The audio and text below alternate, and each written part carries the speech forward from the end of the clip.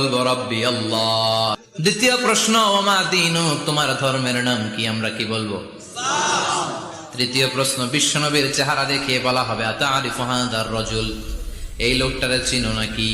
আমরা বলবো চিনি, আমাদের প্রাণের নবী। সব প্রশ্নের উত্তর তুমি পেরেছো।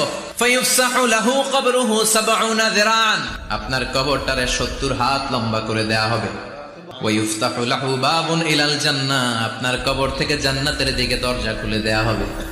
ওয়ায়ুলবাসু মিন লিবাসি আহলিল জান্নাহ, জান্নাতের 2টা রেশমি কাপড়ের পোশাক এনে আপনারে পরিয়ে দেয়া হবে। আর বলা হবে নাম কানাউমিল আরুস, ঘুমাও। তোমাকে লম্বা সময় পাড়ি দিতে হবে, ঘুমাও। কানাউমিল আরুস, যেমনি বর বাসর রাতে আরামসে ঘুম দেয়। কিয়ামতের জন্য ইসরাফিলের সিংহায় যে ফুৎকার আছে, ওই ফুৎকার ছাড়া কোনো কিছুই তোমার ঘুম ভাঙাতে পারবে না। আল্লাহ, আমরাও যেন 4টা প্রশ্নের উত্তর দিয়ে লম্বা একটা ঘুম দিতে পারি, পড়ে না আমিন।